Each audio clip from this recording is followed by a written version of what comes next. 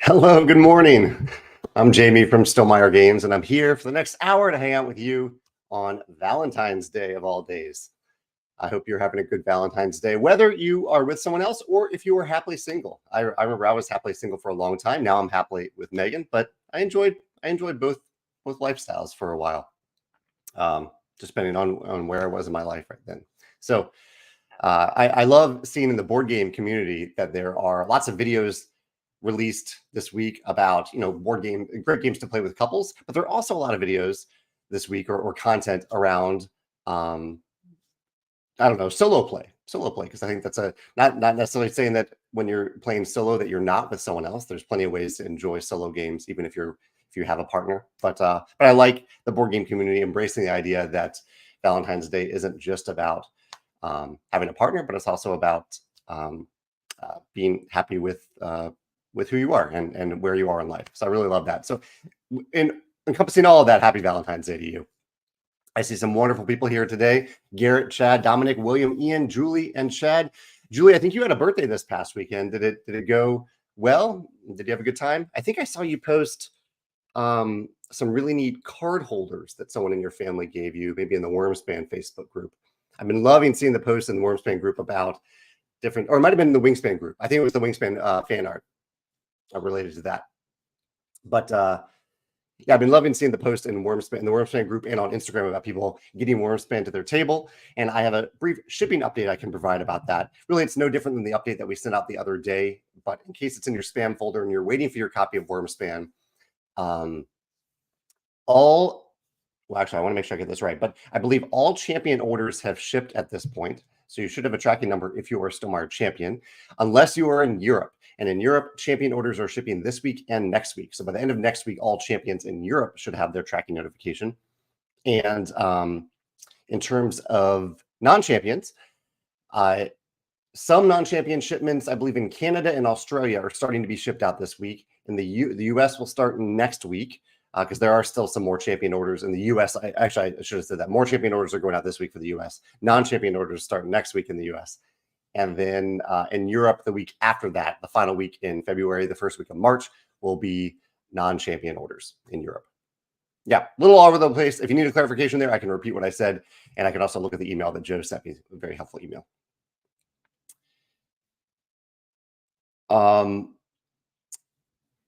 Let's see what else is going on today. Oh, I wanted to. I have a lot to say today. A lot of different topics. I can also, of course, answer any questions that you have. Well, actually, G Money has I think a touching comment about how how can I say this, that in some places and sometimes in some countries, not all people who love each other are allowed to get married and to show each other to show, I guess, the world that they want to be together through the vow of marriage. And that's, to me, is really unfortunate. I think if you really love someone and you want to be committed to them, regardless of whether that person is the same gender as you or different gender, I believe that you should be able to show your love and show your commitment to them through the official act of marriage. So I know some people might call that a political belief. Really, for me, it's about love. It's not about politics. So I think that's Valentine's Day is a good day to bring that up, to share with people of different identities around the world. Julie says she did have a great birthday. She said we played party games with the kids in the afternoon, and her husband and her played Ark Nova, his gift to her. That's wonderful. Wonderful game, Ark Nova. And she's looking forward to playing Charterstone as well. That's great, Julie. I'm glad you had a happy birthday. We had pretty good weather here in St. Louis this past weekend. I think, well, the weather on Friday was awesome. I remember, I think that's where I saw you one of the live plays. We had beautiful weather in St. Louis on Friday, and then it got a little bit worse and colder over the weekend, but it was never really bad. Chad says, I heard of the Cinderspire series of books, steampunk future flying pirate ships and sentient cats that are amazing. I have not heard of Cinderspire, but I need to look that up now. Here, let's, I'll pull that up. Cinderspire. I do, while I'm looking for this, I want to give a shout out to that's by Jim Butcher. Isn't he famous for a different series of books? I haven't read his other series. Cool. Yeah, let's check this out. very highly rated, at least on Amazon. The Aeronaut's Windlass by Jim Butcher. What is Jim Butcher famous for? This guy is famous for Dresden. That's it. He's famous for Dresden. All right, yeah, I'll send a sample to myself. Right now, I actually just finished reading The Midnight Library, which was one of these books where there's a character who gets to live different versions of her life. And it was a wonderful book. It was a really touching book. It's left me thinking about it. And I just started a book called Beartown. But after that, yeah, I'd love to check out this series. This looks amazing. But while I was looking at that, I also wanted to give a shout out to the Kickstarter project for Everstone. Sam McDavitt is running this campaign. Sam is a new creator, a new designer, and I know just how much work Sam has put into this. I see sometimes projects are maybe, actually, no, I don't want to discount any other project, but I just know how much work Sam has put into this. He's spent a lot of time and effort, not just on the game, but on building an audience, researching Kickstarter and crowdfunding and game design and game publishing. And it's been really neat to see it do well on Kickstarter. It just launched yesterday. It hasn't quite reached 100% funding yet, but the game looks great. I'm a backer, and I'm excited to play the game. So feel free to check out Everstone. I will show you that on, in fact, I'm only 6 minutes in. I remember that I'm not showing comments yet, so I will do that. Let me pull it up on my other screen here so I can show you what Everstone looks like. Let's see where we are. Everstone. How are we doing, Sam? Yeah, I'm backing two projects right now. The Altered TCG. Not really interested in the trading card element of it, but more so the game part of it. And let's see if I can share this well. Here we go. So here is Everstone. This is Sam's project. Everstone. It's a worker placement game. It's engine building. I believe it's worker placement. Is it worker placement? Action selection, not worker placement. With engine building. There's a tableau building. There's a few elements that look a little bit similar to Scythe in terms of the achievement system and how you're upgrading actions on your player mat in 4 different sections. I love seeing iterations of those types of mechanisms. The game looks great. I'm excited about it. Yeah, feel free to check that out on Kickstarter if you're interested. That is Everstone. Yeah. Julie says that The Midnight Library and Beartown are both fantastic. And I'm glad you like both of those books, Julie. One of the reasons I got into Beartown is it's by the same author of Anxious People, which I haven't read, but I watched the 6-episode Netflix series for Anxious People recently and loved it, absolutely loved it. And so I wanted to read more from that author. I think there is a TV series too, but it's not available, at least not on streaming right now in the US that I could find. And also related to that, we're watching the Mr. and Mrs. Smith series on Amazon, which isn't at all what I expected from it.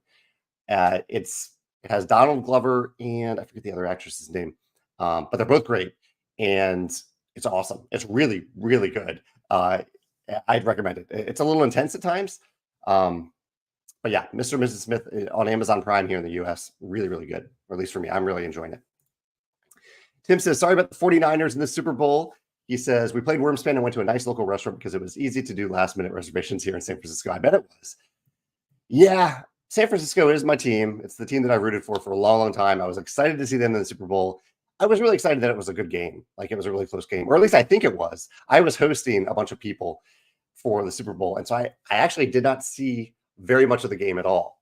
I was busy hosting and playing games and talking to people, eating good food. So I saw very little of the game until it went to overtime. And then I turned my attention to the TV for a little bit.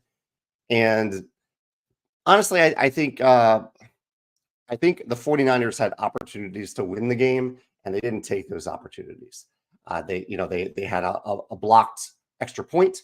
That's the tiebreaker right there. That puts them out of the tie if they hit that extra point. In overtime, they had the ball first. They could have gone for a touchdown. They didn't.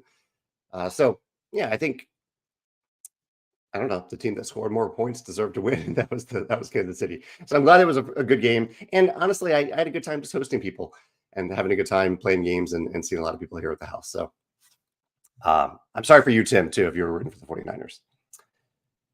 Lisa says that Epic Loot in Centerville will be running a Wyrmspan tournament the first week of April. That's the week after the March 29th release date for Wyrmspan. Thank you, Lisa, for doing that. That's really, really exciting. Our games, of course, aren't really designed for tournament play. They're designed for casual play. But I think at a store like Epic Loot, it's designed around, bringing people in, showing them what the game is, and just having fun with the game. And, there is a winner, but that's the point of it, is to have fun along the way. For the Year of the Dragon. So the Year of the Dragon, the Lunar New Year, just began on Saturday. And we had some friends who had friends in town who wanted to play Wyrmspan. And so I cobbled together a 6-player version of Wyrmspan. I posted on Instagram today.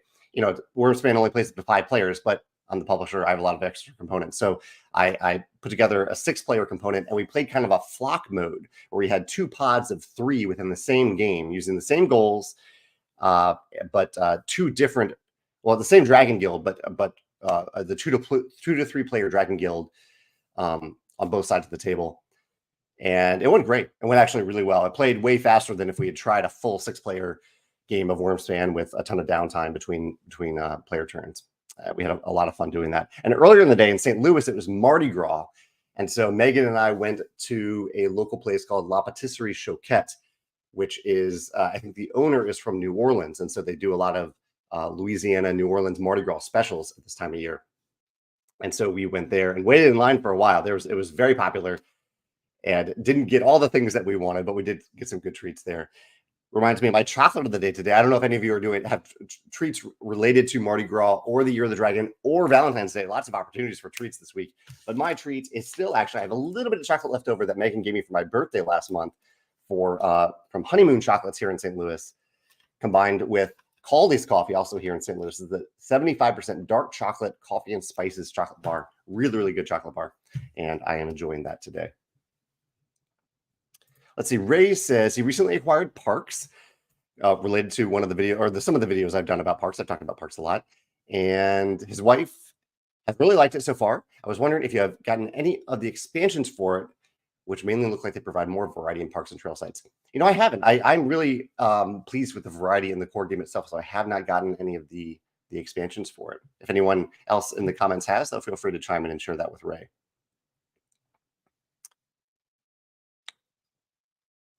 Garrett points out that Altered is on Board Game Arena with all the starter decks. I do need to play it there. Maybe at my virtual game night next week, I could see about doing that.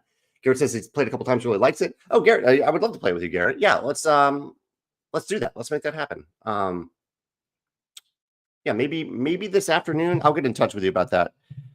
Garrett, I have a little bit of time this afternoon. I'd love to give it a try and take it for a spin. I backed it for the kind of the lower level just to get a few starter packs and play around with it. And maybe if they let me add on a few boosters. It was interesting. Like the next level was adding a ton of boosters, and I don't want to go all in on it. I just want to have a few boosters and give it a try.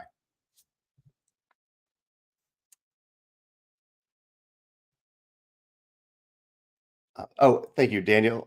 Maya Erskine is Miss Smith in Mr. and Mrs. Smith. Thank you for sharing that. Yeah, she's awesome. She was in the series 1015 too, a really funny series on Hulu. Chess says, do you know about ARCs from Leader Games? I do know about ARCs. I am not a backer for it because I know several of my friends love games from Cole Worley, and they are backers of it. And he says, I hear you start with no powers, and as the game goes, you become very asymmetric. I do like that style of play. I'm kind of moving towards that for competitive games, just because of how difficult it is to balance strong asymmetry. I think light asymmetry, a lot easier, but strong asymmetry, like what we do in Wingspan and Wyrmspan. No starting asymmetry, just as you play, you are creating your own asymmetry.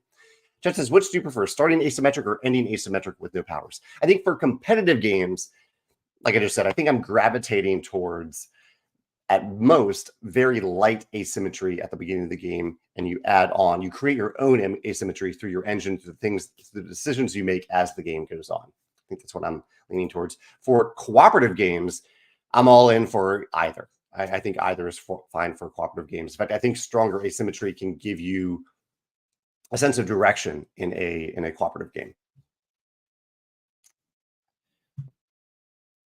Let's see. TJ says, why did you punch the hang tags through the expedition's playmat? It leaves a whole lot behind where other options considered. TJ, I wasn't personally doing that, unfortunately. I would not have made that decision if that was my decision. But so what TJ is referring to is, unfortunately, our factory did something we didn't ask them to do for the Expeditions playmats, which was they punched a plastic cord through the bottom right corner of the Expeditions playmats. I think it's either 1 or 2 punches. It's really small. You can only see it if you're really looking for it. It doesn't impact gameplay at all, but it is annoying. You have a little hole in your playmat. What we had asked them to do was to thread a thread, a very thin thread through it. And they didn't do that, which, it wasn't what we asked for. And since then, we've also shifted to another method where we're in future print runs, we're going to use a sticker that we've tested that doesn't leave residue behind. So, yeah, one of these things that it was not the intention for it. I'm sorry for it. Fortunately, it does not. Fortunately, it does not impact the gameplay of the mat, and the rest of the mat is pristine and as it should be. Michelle says, how long was the gameplay for 6-player Wyrmspan? So this was an unofficial thing that we did for Wyrmspan, where I brought in an extra player mat, some extra player tokens, an extra guild tile, and an extra guild board in total. And we played in pods of 3. So we had a little group of 3 where we were taking 2 simultaneous turns. I should have clarified that at the beginning. So within each pod of 3, we were taking simultaneous turns. So it was Eric, me, and Gene, and then Eric, Jamey, Gene, Eric, Jamey, Gene. The other pod was going around in their little circle, and then we'd sync up for round end goals. It was a teaching game, and we were being fairly social. We were reading Dragon Facts out loud. I think it took a little bit over 2 hours, but it flowed really, really well in that way. Julio has some good news about his engineering license after a 9-hour test. That is a long test, Julio, but congratulations. That's wonderful that you passed your engineering test. What are you going to do with it? What comes next? Pete says he just finished the Charterstone campaign with a group of 4 with 1 Automa. Interesting choice. I'm glad that worked out with you. And he won by 7 points after 12 games. Very, very close campaign there, Pete. And congratulations on the win. That's wonderful. He's going to play Ticket to Ride Legacy next. I just got a notification for 7th Citadel, a game I backed a long time ago. So I'm excited to get that to the table whenever it arrives. We also need to finish up our Sleeping Gods Distant Skies campaign. That's the game under my table right now. I have a lot of other little topics. Let me try to catch up on questions, then I'll talk about little topics a little bit. Lisa has a comment about Altered. She says, we have the demo decks. It's very much a board game style TCG. There's a strange digital element to collecting. It could be a game changer in the industry. Yeah, I am curious about what they do there. That's more of a novelty to me. I'm not looking to go deep into a trading card game, but from a game store, I'm sure that's interesting to you. I'm just curious about the gameplay. And I like the idea that it is a dueling style game where you're not trying to kill the opponent. You're not fighting the opponent. You're not trying to reduce their life to 0. Not that I mind that there are great games that do that, but I like that they're trying something different with that format. Ian said that he got his first game of Wyrmspan in last night, and I was very happy to see that you played Waddy's Rough Tale. This is the dragon inspired by Walter and my late cat, Biddy. So I'm always happy to see that one pop up at the table. G-Money says, how do you feel about essential expansions? Have you done a top 10 video of games you will not play without an expansion? I do have videos about expansions, at least one video, and I plan on doing another one. But I generally try to avoid that type of, I don't know, that type of hyperbole, saying like, I wouldn't play this game without the expansion. In fact, I can't think of any game like that for me. I can think of games where I definitely like to include the expansion, and many other games that I'm happy to play without the expansion. But I think by saying that, it's somewhat of a disservice to the amount of work that went into the core game itself. And so it's generally not, that's not the angle I like to take when I talk about expansions. Yeah. Hey, Pam Walls is here, the incredible designer of Blob Party, which we actually had at the table this past weekend too. Pam, we actually started with Blob Party, played a few rounds of that, and then went over to Wyrmspan. She says, will Wyrmspan be on Tabletopia? I'd love to play it on stream. It will be. So it will be on, we put our games on Tabletopia on launch days, or on retail release days. So that's not launch day, definitely a different day. Retail release day is March 29th. That's when it'll be there on Tabletopia. Thank you so much for streaming that. That's amazing of you to do that. Yeah, that's when it'll be on Tabletopia. I'm going to make a quick note about that, Pam. Thank you for the reminder. I do know that it is ready to go for Tabletopia. Stuart is joining us, and from a different time zone. Stuart is usually in Australia, and he is in the UK visiting his parents right now. He says his copy of Wyrmspan delivered in Australia just after he left. I saw that Stuart had just missed you. I'm sorry about that. And he's got to wait till March to get to the table. I'm sorry about that, Stuart. Just missed you. But hopefully you have a good time in the UK with your parents and maybe get some other games to the table while you're there. Valerie says, what have I been reading lately? I just finished the book, The Midnight Library. I really, really like that. And now I'm on to Beartown. And I'm already enjoying Beartown. I'm just a few chapters in so far. I'm adjusting to the writer's style. The writer writes in, I think it's just present tense. So I'm not used to reading books in that tense, but I really like the way that the author talks about characters and about kind of town building almost. So I'm really enjoying Beartown so far. What are you reading? Is anyone else reading some amazing books right now? Or have you finished any amazing books in 2024 so far? Even if it's an older book, that's fine too. Jason said the big news. I wouldn't say there's any big news today. Just talking about Super Bowl, Valentine's Day, Year of the Dragon. No big news. Let's see if there is any news on my little sheet to talk about today. I always have a little sticky note of things to talk about. At the Super Bowl party, I played Blockus, Boop, Bag of Chips, and Ito. Great games to play at gatherings. All those. My coworker Susanna was very kind to teach me Bag of Chips. I really enjoyed it. That was a lot of fun. I can't wait to play that again. We had a busy weekend. We went to a place called Mellow, which is a disc golf store in St. Louis that has a batting cage for disc golfing, where you can test out discs. You can throw discs with a special sensor on them, and this computer hooked up in the batting cage will tell you how many spins it's getting per minute, and the speed of your throw. And I threw really hard, threw some forehands really hard to see what I could do. My best throw was just over 62 miles an hour. This is throwing forehand, 62 miles an hour at, I think it was 888 RPM.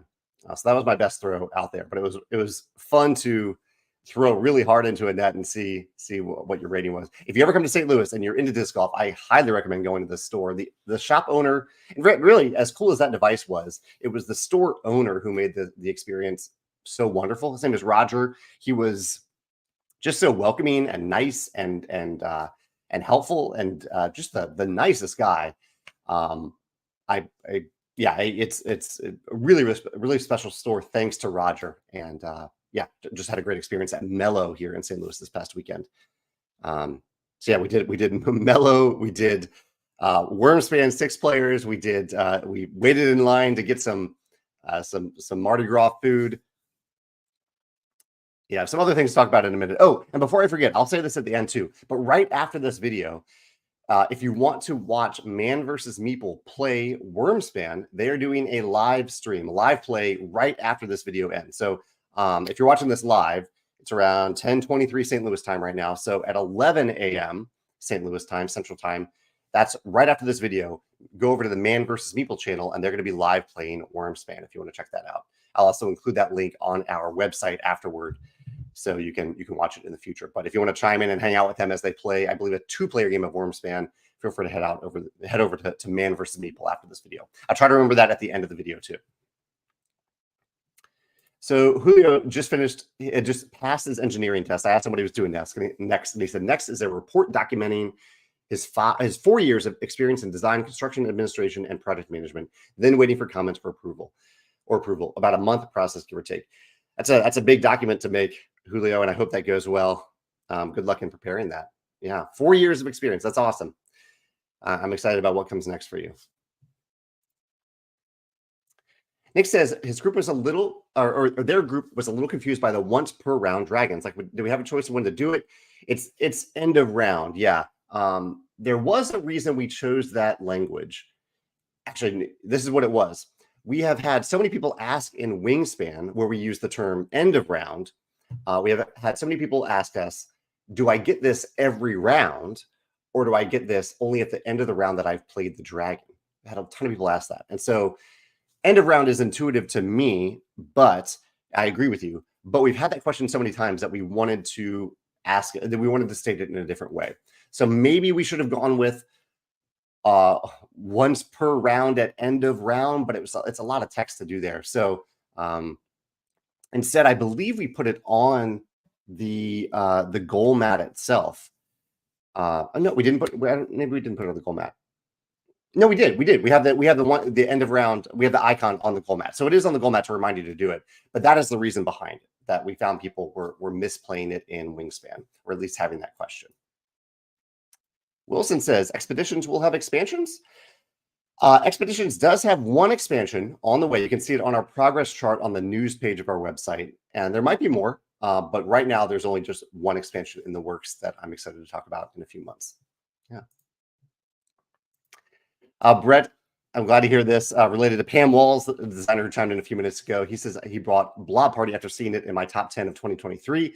He says his family loved it. I'm still loving it. It's such a clever game. We had a hard game of it too, Pam. If you're still watching, the other day we synced up well, but getting that the last clue was pretty difficult. And the clues changed. It's not like there was a specific clue, but we were right on the edge of I guess failing kind of, but we were just playing until we finally joined one blob. We weren't playing timed with a timer.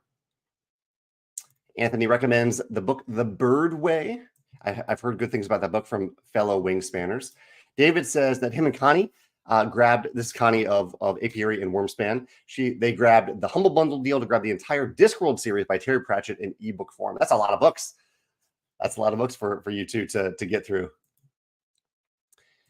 Jason says, love the shirt, Geekway to the West. This is actually the Stonemaier Games champion shirt from a few years ago, designed by Red Rising artist Miles Bensky. But you're right, it is also related, well, not related, but indirectly related to Geekway to the West, a wonderful convention here in St. Louis that's happening in May that I will be at, and just having fun playing games with anyone who wants to play games with me. So if you're thinking about going to a convention this spring where you just play a lot of games for a few days and you want to play a game with me, please come to Geekway to the West and let's hang out. I'd love to see you there. Garrett says, do you ever reread books? This is a good question. If so, which ones have hit your rotation multiple times? He says, I recently finished a third reread of Project Hail Mary.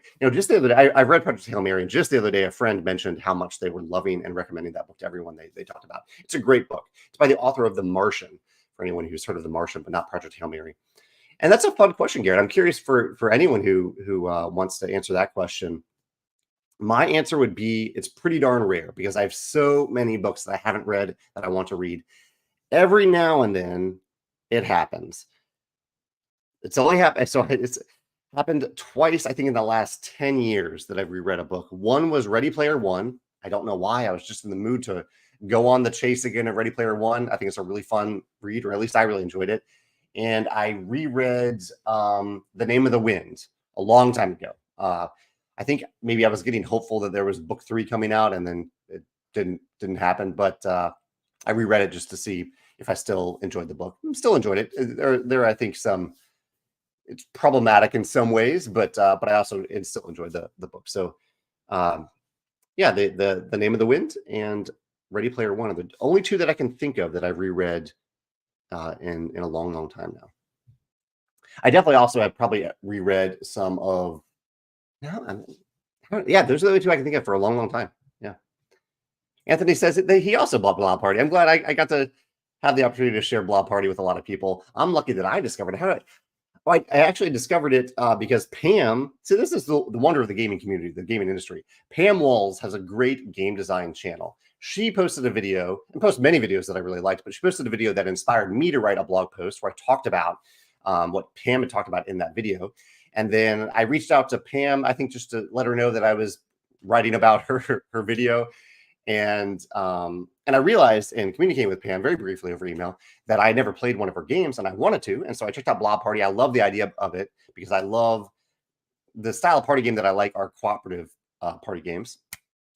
And so I got Blob Party. I bought it. I loved it and got to share it with people. So yeah, I think it's a testament to a lot of different things there, but namely starting with the fact that Pam has a YouTube channel where she so generously gives of her time to talk about game design and game publishing and things like that. Otherwise, I may not have discovered this game. Yeah. Ray says, have you ever read Bright Light's Big City? It's a fascinating little book written in second person. That's like when you say you use the word you a lot. Basically, someone makes the reader the subject of the story alongside the main character. I haven't. That's really interesting. Bright Light's Big City. I will add that to my list. Right. That is, it'll definitely take me a little bit. Bright Light's Big City to adjust to that style. I think I've only read books in that style once or twice. But I'm very curious now. Thank you for recommending that. IB Jeeper says they received their copy of Wyrmspan and the upgrade pack. It's beautiful. Can't wait to play it. For anyone who wasn't able to get the upgrade pack, I have a blog post about it this past Monday about some of the decisions that went into demand forecasting for the upgrade pack. Basically, we had 10,000 units for the web store, and we sold through them faster than we thought, except in Europe where we have extras. But we are making more. We're making more. That's always, fortunately, the answer to Stonemaier Games. When we run out of something, we're going to make more of it.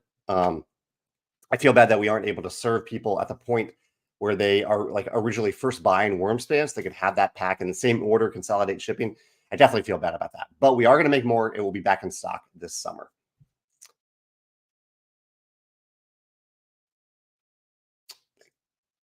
The caption, interesting. Shani says the caption on the live notification says big game news. Interesting. On there, Shani's on Facebook. So the title that I put on the video is Valentine's Day, Year of the Dragon, Super Bowl, and more. Yeah, I'm not sure about where it says big game news. That's interesting. Yeah, I don't know where I'm seeing that. Although I'm on StreamYard right now. I'm not seeing what you're seeing on Facebook, but I'll take a look after the live cast to see what you're referring to there, Shani. Jeremy says, have I ever thought about adding an 8th player pack to purchase for Wyrmspan? We use the 8-player flock wheel posted on Board Game Geek with great pieces. Jeremy, I appreciate you asking, but I think we've gone high enough with 6 and 7 players in Wyrmspan Asia. I think it's pretty rare. I think it's great that you found a way to play with 8. That's awesome. And you could definitely make that happen with some spare pieces, with a rubber playmat. You could definitely make that happen. But I think it's probably a very, very small number of people who are trying to play a Wyrmspan at 8 players. So I think we'll probably I am fairly confident that we're going to cap it at 6 or 7 with the flock mode and just 5 out of the box.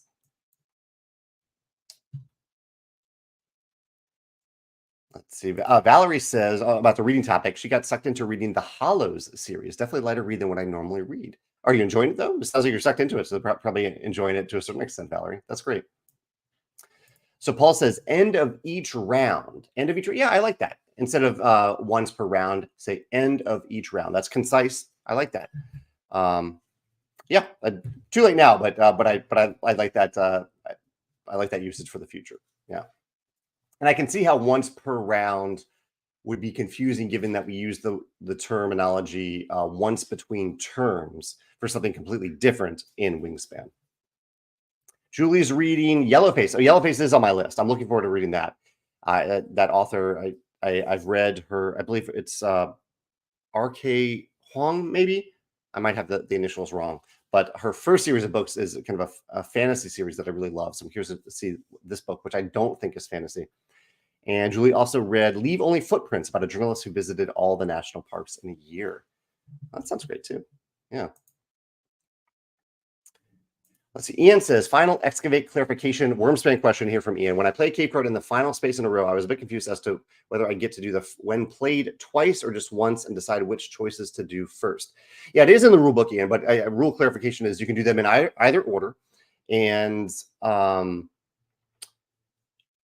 definitely just the one played once. I'm not sure why what's indicating that you can do it twice. You can do it once and in either order with the when played benefit printed on the cave card. And then if you want, you can pay a combination of any 3 things as noted on the player mat to one time gain an extra coin. Yeah. Let's see. Julia has already gotten Wyrmspan to the table, and she got some nice upgrades as well for her copy. Glad to hear that, Julia. Larry says, if I wanted your opinion on a game that I designed, could I send you a copy? Thank you for asking that, Larry. I'm I'm very busy running a publishing company, so I'm not available for private advice or consultation. There's a page about this on our website if you want to check out the advice and consultation page. However, I love to talk about game design in the comments of my YouTube channel. So if you ever want to talk about game design in a public way where you want to share topics of conversation that could benefit other people too, I am more than happy to talk about them in the comments of related videos on my YouTube channel. Chad says, I'm curious if I've ever played Fort at 2 players. I've only played Fort once, and I believe it was at 4 players, Chad. So haven't played it at 2. Others in the comments might have played it more, though. Stuart says he brought some games to the UK from Australia. Mountain Goats, Chomp, Bandito Trails. I believe a few of those games are from All Play, a Kansas City company. Are there any other easy-to-teach games you could recommend for people who don't play many very often? I do have some list about this, Stuart. Let's see if I can think of some offhand. Some of the games that I had, actually, Blob Party is great for this. I think Blob Party works great. What are some games that fit into that category? I'm sorry. I'm usually come up with these things not on the spot, but and No Thanks is one that I like. Mysterium Park, I think, goes over well. The Mind. These are simpler games to be sure, but I still really enjoy them. We had Boop on the table for the Super Bowl. So kind of some low-key, shorter, casual games, I think, like that have gone over well.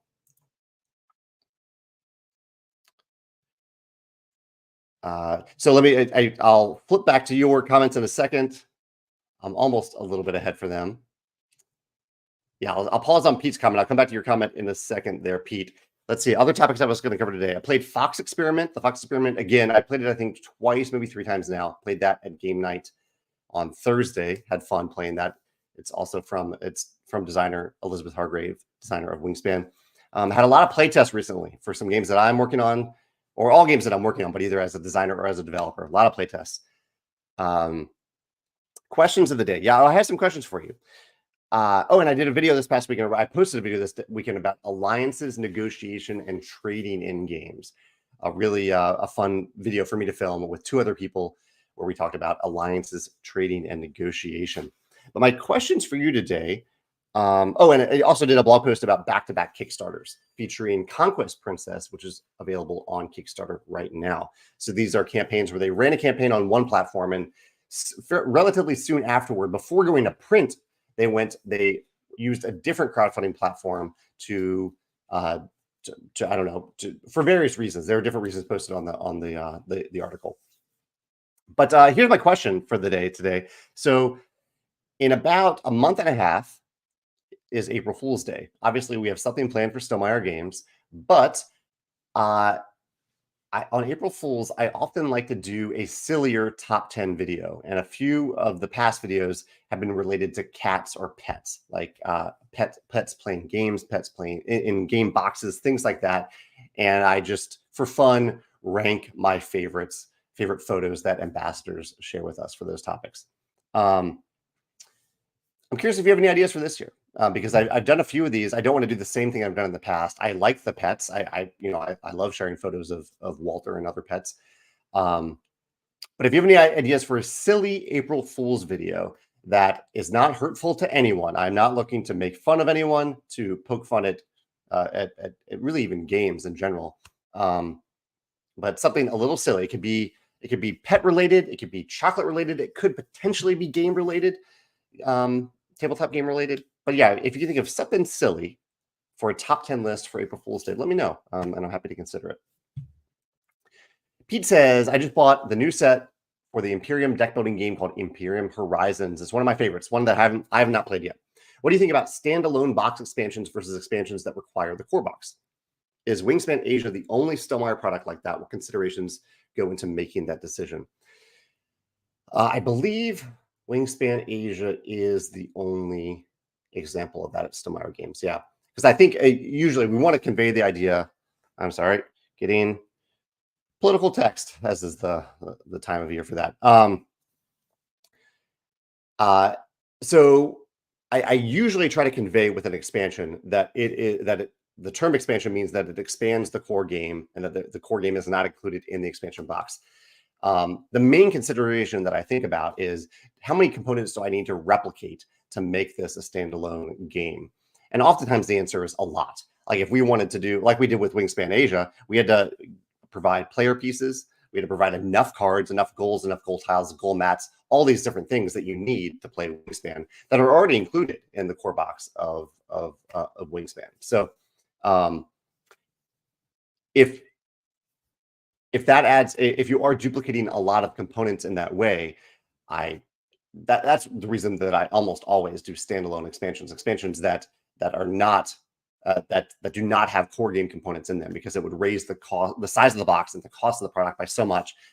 And most of the people who I think would buy it are those who already have the core game and who are interested in the core game anyway. So that is the main consideration there that goes into it. I think there are exceptions to it. Imperium, I don't know a lot about this game, but I think it is a card-driven game where there maybe there aren't a lot of there's not a lot of redundancy, I guess, between this expansion and the core set. So I think that's probably the idea. That's the instance when I would consider it otherwise. The exception that we made for Wyrmspan Asia is that we saw an opportunity to provide a few different things out of the box. Like Wyrmspan Asia is a standalone 2-player game. It is also an expansion to Wyrmspan in terms of adding the bird cards, the bonus cards, things like that. And it expands Wyrmspan in a different way where it adds a 6th and 7th player to the game. So we kind of hit a bunch of different bases there in what I think ended up being a reasonably priced product, even for someone who may not use the duet mode or the flock mode. Yeah.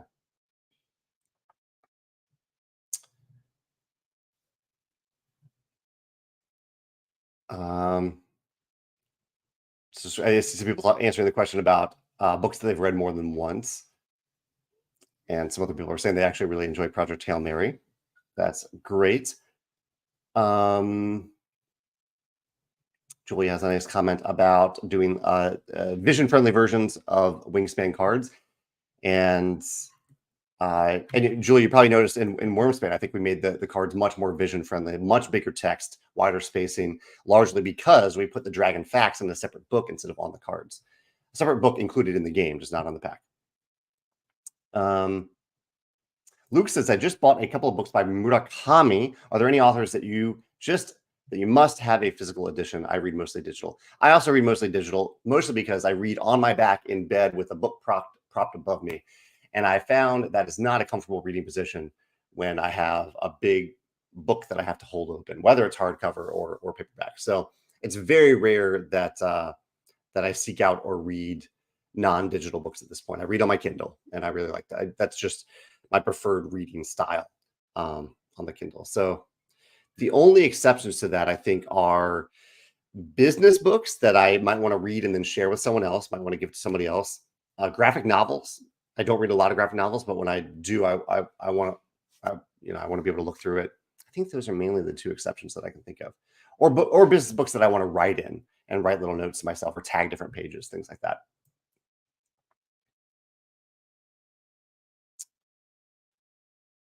Let's see.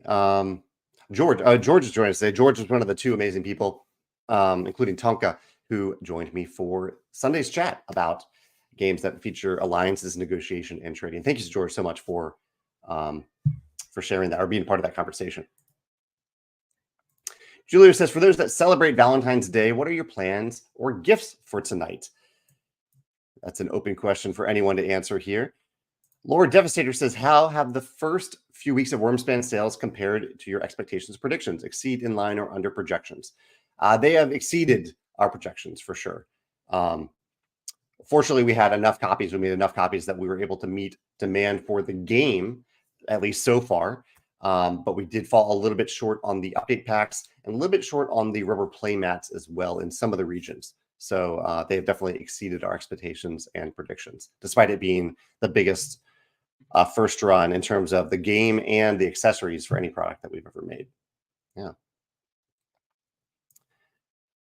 G Money has a comment about rule books, and yeah, this is a great video. I watched this video from Tom Vassell on the Dice Tower about important things for rule books. And honestly, I even though I'm glad that you see some good in what we did on that video and that we're trying to do, I definitely saw some room for improvement too. Tom mentions the one thing that actually stood out was an index. We rarely put indexes in our rule books. for no real good reason. Like there is no good reason why we don't put indexes in there. So we need to do that more often, either a table of contents or an index in the back. I think part of the reason is that most of our rule books aren't all that long, and maybe some that do. Maybe there is one or two that have indexes, but it's pretty rare. So we need to do that more often, either a table of contents or an index. Dawson says that they like what the Wyrmspan fan art pack did to his game. He says his wife and I used the card to replace by it and put it in another box so we can bring the game to a coffee shop instead of the nesting box. Yeah, that's really cool that you can use the Wyrmspan fan art pack to as like a secondary game essentially for Wyrmspan. Not a standalone. You need the Wyrmspan components, of course. Ian has a quick question for everyone. Trivia games, in or out? And I will say in my house right now, something smells really good. I think Megan's cooking something, and it smells delicious. She's going to make my stomach start growling. Let's see. Trishul says, now that we have Tapestry updated Civ mats, is it still okay to report the scores on the Stonemaier Games website after playing it with the older game start only adjustments, or are those data points still useful? That's a good question. I still am using that leaderboard or I'm using that data collection for the leaderboard. Definitely yes there. So I'm using it. So it is still fine for the leaderboard. I think I have a question on there asking which version of the Civs that you're using. So feel free to report it there. I will use it for the leaderboard. Beyond that, we have the final version of the Civ. So we're not looking to use that data to revise the Civs anymore, with maybe the one exception being fantasies and futures. We don't think that we need any revisions to those civilizations, but that's the data that we might continue to analyze on an ongoing basis just in case. Yeah. David says a candy tier list for April Fools. That could be fun. I love talking about sweets and desserts.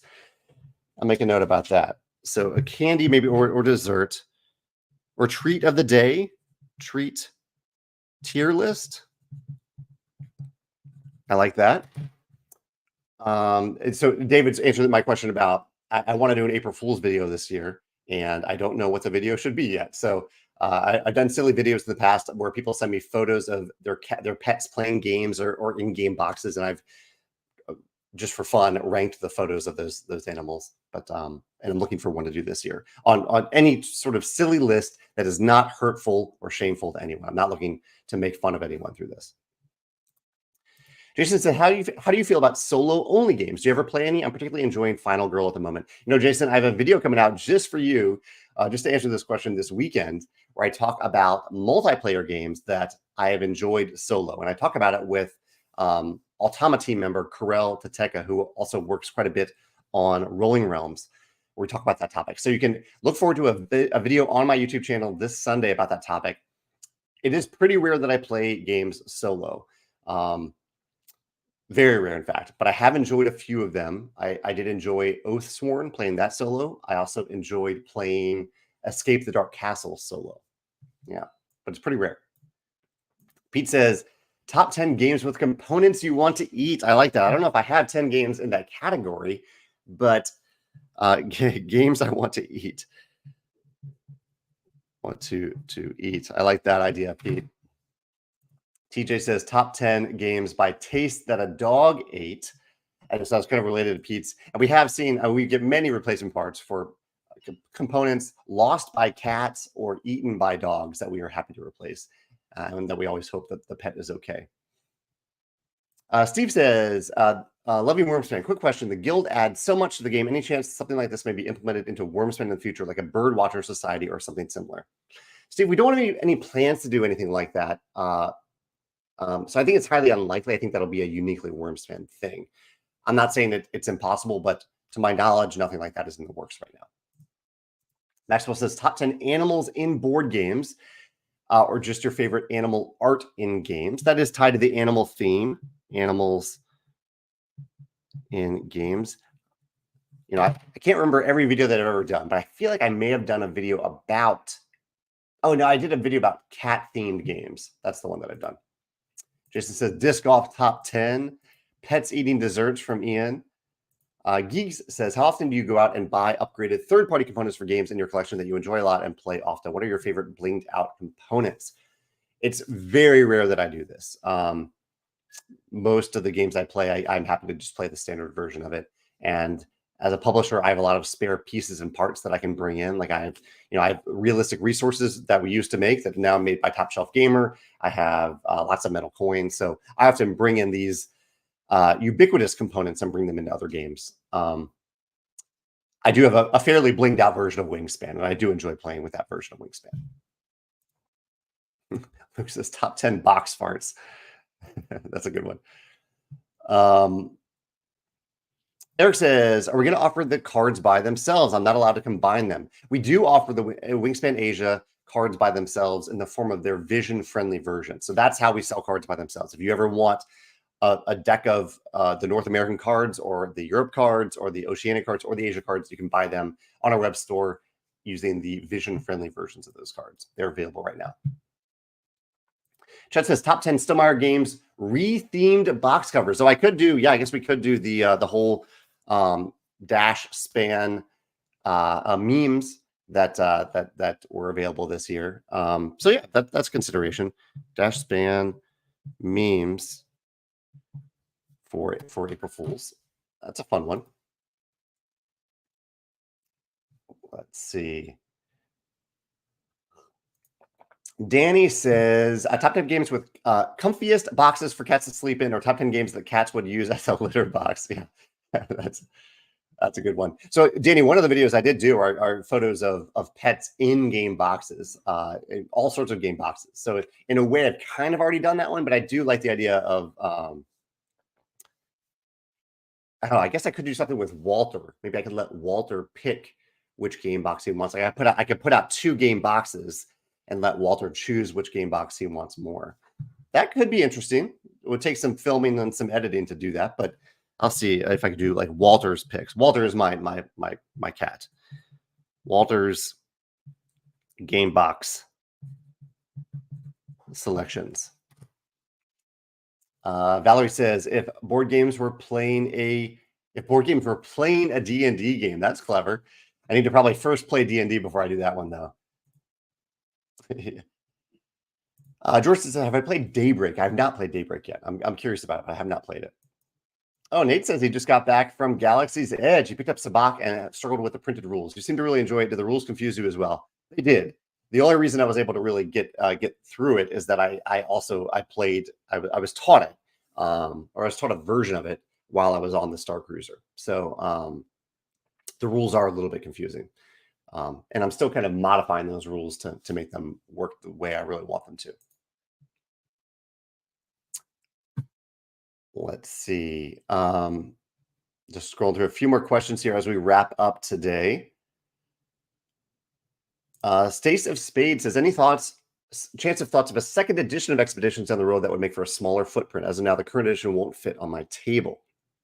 I appreciate you asking about that. There are no plans to do that, though. The tiles, I know they're big, but they're designed specifically so cards can fit beneath them, or between them within the map. And that's a key part of Expeditions, that the cards are actually in between them on the table. So I know it takes up a lot of table space, but it takes up a 3 by 3 square feet, or 3 by 3 feet of a table to fit the game on the table. So I'm really sorry it won't fit, but it doesn't work in a smaller size, unfortunately. Yeah. Valerie has a note about rulebooks. She really likes rulebooks with important notes on the left or right-hand side of the page as a reminder, but also makes it easy to find rule references. I do like that too. We've gone with a kind of a more concise size for our rulebook, so it can easily fit on the table. Doesn't leave a lot of space in the margins. I guess we could do it in the bottom. I've seen a few rulebooks show those rules hints at the bottom of the page, kind of a bar at the bottom. I want to add that in a little bit more often, because I do really like when rulebooks do that. Geek says, what makes for the best friendly local game store? What are the things that stick out to you when it comes to a game store standing out above its competitors? That's a great question. I think that's an open question for anyone to answer if they'd like. I do like warm, welcoming environments in multiple ways, both through the lighting, the spacing of the games, and the people who are welcoming you in. What else do I like? One thing that okay, so this is maybe the number one thing for me personally, and this is not specific to game stores, but I like convenience when I'm ordering a game. Like if I hear about a game and I'm really excited to get it, with very little friction, I'd like to be able to buy that game. Or yeah, I'd like to be able to buy that game. If I'm ready to buy a game, I want very little friction in how I actually buy the game. And so I really appreciate local game stores that make that process easy. The timing of when I receive the game is not all that important. I have plenty of games to play, but if I can easily go to my friendly local game store's website, for example, and let them know in some way whether I'm buying it on their website for pickup, or I'm emailing them and saying, "Hey, can you order this game for me?" And that process is very smooth and easy. That is really the difference between me getting the game from a local game store and buying it online, where those are often fairly frictionless experiences. I'm not particularly price sensitive. The timing doesn't matter all that much. I just want convenience and not much friction. So that is probably the number one thing for me personally as a gamer when I look for what I look for in a friendly local game store. I also did a post, if you're curious about this, I did a post a few months ago about Voss Media. That's VOSS. If you look up, if you search for the Stonemaier Games website for VOSS, I do a detailed article about all the community-driven things that they are doing that I think are amazing. And while I am not involved in our local stores in that way as a gamer, I often host game nights. I'm trying to provide that community at my house. I love what Voss is doing, both as a gamer and as a publisher. So feel free to check that out if you're looking to learn more about one game store, one of many game stores that are doing amazing things. Check out that article, which goes into a lot of detail about what Voss is doing. Tom says there are others that have dressed up in a costume and playing certain games. Maybe this is a silly topic for April Fools. I could see that. I don't do costumes all that often, but I could see that being fun for an April Fool's video. Let's see. Romaine says, where are we in the production of the Expeditions expansion? Like, are they being close to being on the waters for fulfillment centers? Let's look where we are right now on the progress chart. Let's look where we are.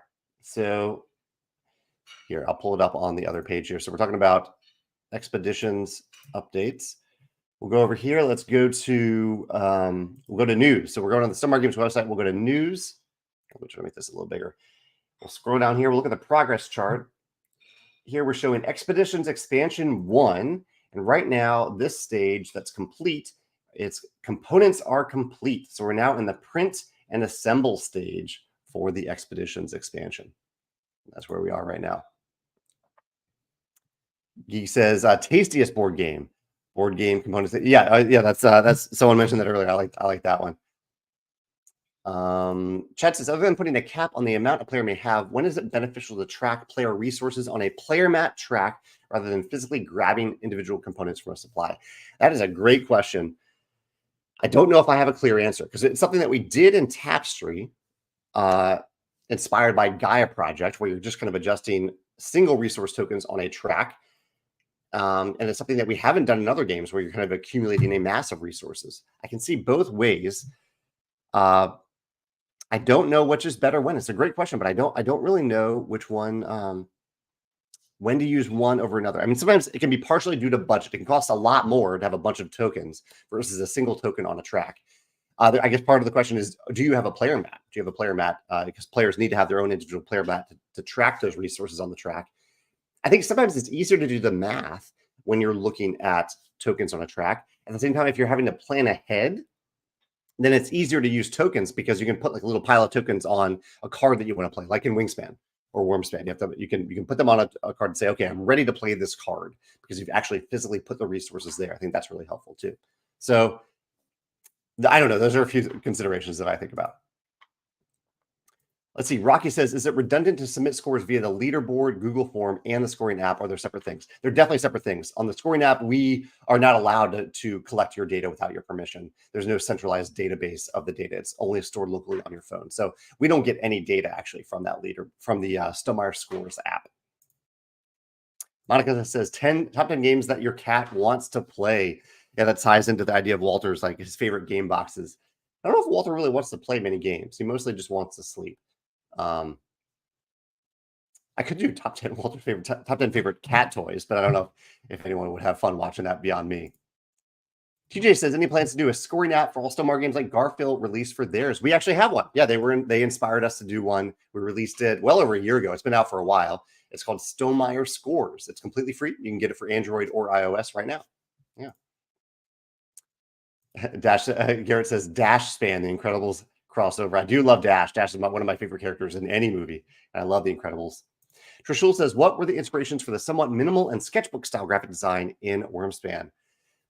I don't know. That's a good question. That's something that that the artist and our graphic designer collaborated on. The artist just provided a lot of little sketches to kind of bring the world to life, and our graphic designer, when there was room, incorporated them into the rulebook.